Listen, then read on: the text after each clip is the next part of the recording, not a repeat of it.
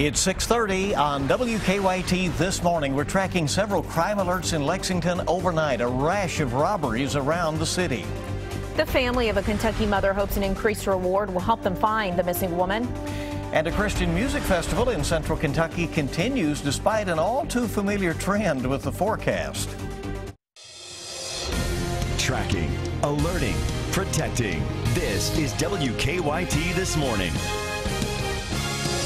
Good morning to you and welcome into WKYT News. I'm Bill Bryant. And I'm Rebecca Smith. Hope you're having a great day before Friday. You know, you got to look forward to the weekend, and we're hearing from Micah it's going to be pretty okay. Right, with all kinds of things going on. We spoke about Ichthus having the trouble with the rain. I mean, nothing like what they had when they had some washouts a few years ago. So hopefully it's going to be a lot better for them and for many others having events. Here's meteorologist Micah Harris. Good morning. Yeah, I hate that I'm the bearer of bad news, but you know what? We have another chance of rain today. And I don't know if it's bad news for most. You know, honestly, I'm kind of with it. I like the green grass. I like the gardens getting plenty of rain. Now, some gardens have way too much rain. And the only thing is that flooding. That's what we got to be watching out for. I don't see a major flood threat anytime soon, but nonetheless, when you have a lot of those thunderstorms roll over you one after another, well, that leads right to it. Clays Ferry Bridge, things look good, and I-75 and also Lexington, that Madison County line right there. Things look beautiful, actually. 75 degrees in Lexington. It doesn't feel good. We're at 78 right now in Wayne County, down south. That's nasty out there. The way it feels, that is. 83 degrees by the afternoon. That's not too bad. It's actually below average, so it's pretty good. Few storms, though, in the forecast, and we're already seeing that rain approach 65. Heads up 65 western zones. You'll see that within the next hour or two. Storm chances remain in the forecast, but for how long? I think that's the question, because we have a lot of events going on. I'll have your event forecast coming up.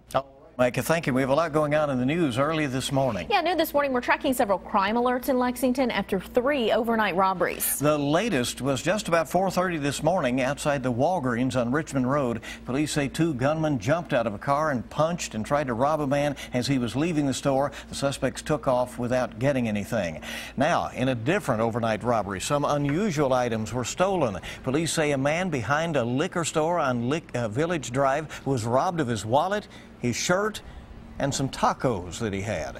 In this case, the victim was not hurt.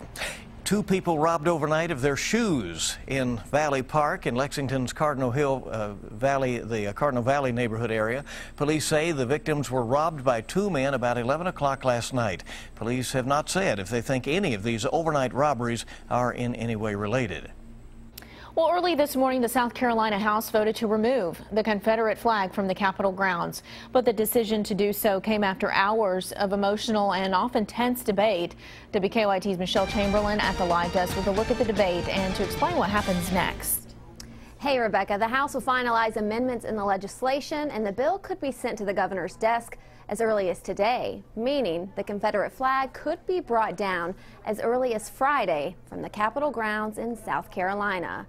Now, after an emotional debate, the State House made history in the early hours of the morning, voting 94-20 for the Confederate flag's removal from Capitol grounds.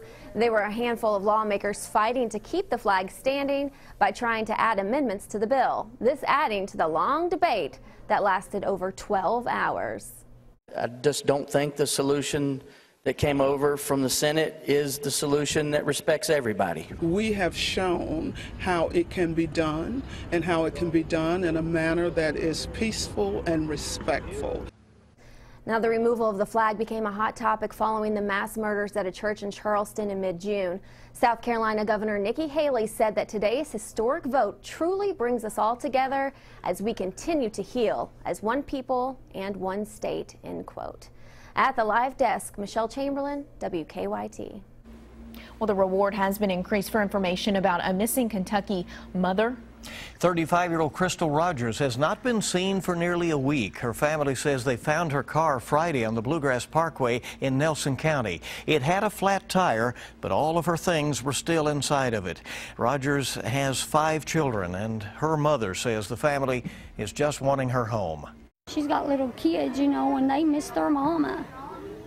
Her little boy's at home, and she's never been away from him. We want her.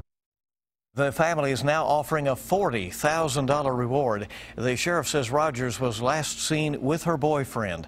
He says the boyfriend has been very cooperative and helpful with the investigation.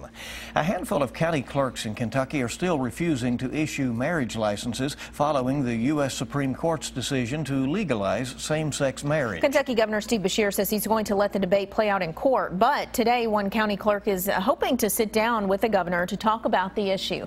WKYT's Mark Barber is live in Frankfort for us this morning to explain. Good morning. Good morning, Rebecca and Bill. The Whitley County Clerk says she can't do her job anymore. She can't issue same-sex marriage licenses without violating her personal religious beliefs. So she says she's coming to Frankfort today to try to meet with Governor Steve Beshear. Now, according to the Lawrence County Clerk, 57 clerks, that's nearly half of the clerks in Kentucky, have sent a letter to the governor asking him to call a special session. The clerks want the state legislature to address the Supreme Court's ruling on same-sex marriage because they say it conflicts with their job duties. When the Supreme Court legalized gay marriage 3 weeks ago, county clerks were ordered to start issuing same-sex marriage licenses. Speaker of the House Greg Stumbo asked Governor Steve Beshear to call a special session about the issue earlier this week, but Beshear said he would not do it. Instead, the governor said that the courts have the authority to deal with clerks who don't issue licenses. In Rowan County, the ACLU is already suing the county clerk who said she would stop signing off on all marriage licenses because she believes that God ordained marriage to be between a man and a woman. She told us she will not issue marriage licenses to same-sex couples because it violates her conscience and goes against the core of her being. So will the governor meet with the Whitley County Clerk today, and will he call a special session? Of course, we will continue to follow this very closely, and we'll keep you updated online and on air as the governor makes his decisions. Live in Frankfort, Mark Barber, WKYT. Well, new this morning, a coal company plans to sell several mines in eastern Kentucky, which could put dozens of miners out of work. More than 100 employees in Harlan and Letcher counties were told that they may soon be laid off. The Herald Leader reports that Alpha Natural Resources is considering selling the assets of several mines.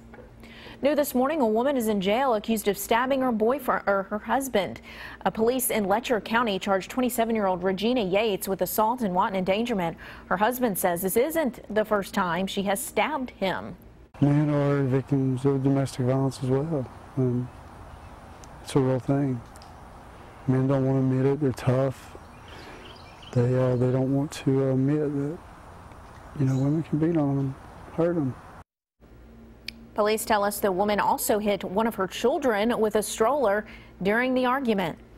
Time is coming up on 6:38 on WKYT this morning. The president of Lexington-based Nurses Registry will have to pay the federal government more than $1 million. Vicki House has been president of the company since her husband, CEO Lenny House, died earlier this year. The Herald Leader reports House is accused of compensating doctors who referred patients to Nurses Registry. The company filed for bankruptcy last month. Other allegations of Medicare fraud will be handled in court next month. New this morning, the state is considering taking over the control of the Menifee County school system.